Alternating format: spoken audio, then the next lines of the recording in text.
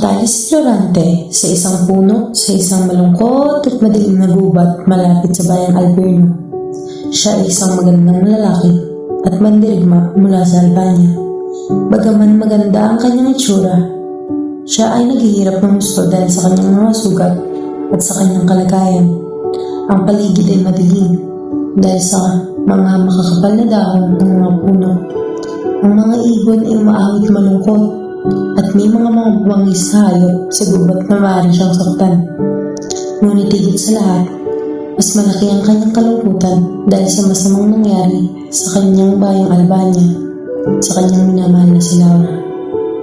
At dahil siya ay nilinlang at tinapili ng mga taong hindi dapat niyang tiniwalaan.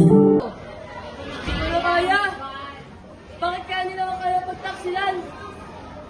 Laura! Ang aking mahal! Habang nakatali at naghihirap si Florante, naaalala niya ang kanyang mahal na si Laura. Naaalala niya ang kanilang pangako sa isa't isa. Bago siya pumunta ng digmaan. Bago siya umalis, binigyan siya ni Laura ng isang alahas na gawa sa perlas, hiyas, at may diamante na may singsing na gawa sa ruby.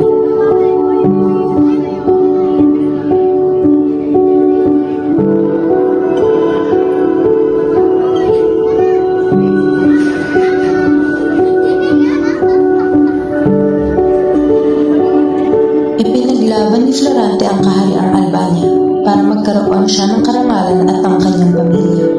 Ngunit, nanalo pa rin ang kasamaan ni Conde Adolfo. Minsan-minsan ay nagdarasal siya ng Diyos na magkaroon ng katarungan, ngunit hindi pa rin siya nakaramdam ng kaginawaan. Tuwing umiiyak siya dahil sa hirap, nakikita niya ang mukha ni Laura sa kanyang mga luha. Sa pag-iisip niya, hindi niya maunawaan kung bakit nagtaksil si Laura sa kanya. Panginoon na Panginoon! Bigyan ng buwan ng panalangin mo! Tulungan niyo po ako sa aking paglakbay upang matalo ko ang Adolfo! Hindi niya maunawaan kung bakit pinapayagan ng Diyos na mangyari ang lahat ng ito, kahit na siya ay naging tapat at mabuti. Iniisip niya na parang hindi siya naririnig ng Diyos sa kanyang mga panalangin. Bakit hindi ko din ng Panginoon? Tulit tapat naman ako at mabuti! Bakit ganito? Sa parehong gubat kung saan nakatali si Florante, dumating ang isang matikas na mandirigma mula sa Persia. Nakasuot siya ng puting turban at kasuotang moro. Naiiyak siya dahil sa galit at kalungkutan. Ang kanyang sariling ama ay nagtaksi sa kanya dahil inagaw nito ang babaeng pinakamamahal niya. Ermita, mahal ko, ba't mo ito nagawa sa akin? Sarili ko pang ama. Ang mandirigmang moro na nakita sa gubat ay si Aladdin, isang taong dinukot din ng kanyang pag-ibig. Habang siya ay nag-iisip, naririnig niya ang isang tinig na naghihirap at naghahanap ng tulong. Hinanap niya ang pinagmulan ng tinig at nakita niya si Florante na nakatali sa puno. Narinig ni Aladdin ang lahat ng hinanakit ni Florante, kung paano siya nilinlang at tinapi ni Conde Adolfo na kumuha sa kapangyarihan ng Albania at inagaw si Laura. Naramdaman ni Aladdin na magkapareho sila ng kapalaran dahil siya rin ang biktima ng panlilinlang ng kanyang ama na inagaw din ng kanyang minamahal. Habang patuloy na nanghihingi ng tulong si Florante at binabanggit ang pangalan ni Laura, biglang napansin ni Aladdin na may 2 leon na papalapit kay Florante na gusto siyang kainin. Adolfo! Bakit mo ginawa ka pangyari ng kanya? Pati ang mahal ko! Si Laura! Bakit? Pag-iisip na sitwasyon, nawalan ng pinamahal. Ala, ano yun? 2 leon? Leon! Bakit nagkari ng Albania? Tandaan nito! Mahal na mahal kita, Laura! Tulong!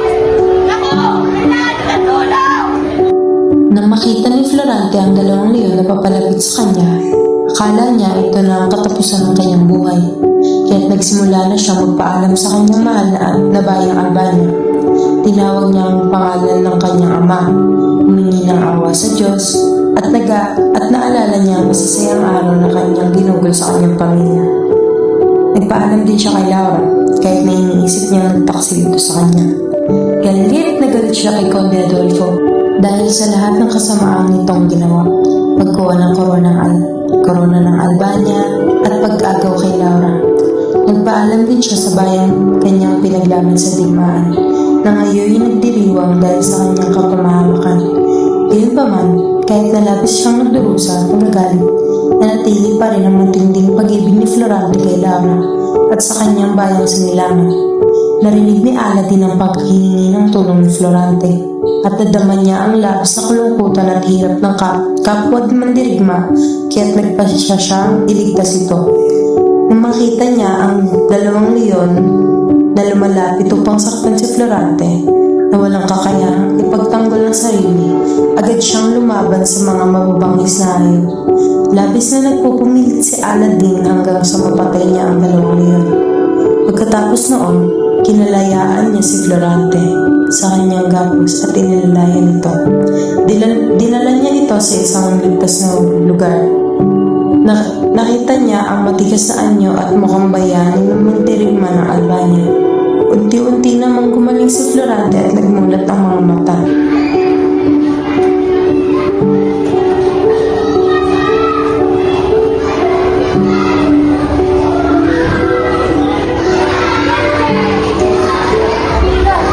Laura! Saan ka na? Ito, huwag ka na mag-alala. Dito ka sa akin. Hindi kita sasaktan. Pinapayapa siya ni Aladdin upang mapakalma ang kanyang loob. Nagulat si Florante nang malaman niya na ang taong nagligtas sa kanya ay isang Muslim dahil iniisip niya noon na ang mga ito ay kalaban ng kanyang bayan. Nagulat din siya dahil narinig niya na ang maraming magagandang kwento tungkol sa galing ni Aladdin sa mga labanan. Pinaliwanag ni Aladdin na tinulungan niya si Florante dahil nakikita niya ang kalungkutan nito at dahil sa sariling karanasan niya na muntik na mamatay sa kagutom at sa mga leon. Nagpasya si Florante na sumunod sa payo ni Aladdin. Sa kanilang mga usapan at mula sa itsura at kasuotan ni Aladdin, alam ni Florante na galing ito sa Persia habang siya ay mula sa Albania. Ngunit, napagtanto niya na ang pagtulong sa kapwa ay hindi batay sa relihiyon o sekta o kung saan kabilang. Hindi tumigil si Aladdin sa pagtulong kay Florante. Inalalayan niya itong pumunta sa isang malawak at makinis na bato kung saan siya ginamot at pinahinga. Binigyan niya din ito ng pagkain upang maibalik ang lakas ni Florante. Kahit na may pagkaalala pa rin siya, patuloy pa rin siyang nag-aalaga at nagbabantay dito. Nakatulog si Florante habang si Aladdin ay hindi inaalis ang pansin sa kanya. Nang magising si Florante, naibalik ang kanyang lakas at labis siyang nagpapasalamat sa kanyang tagapagligtas. Halika, Florante. Gagamot ka.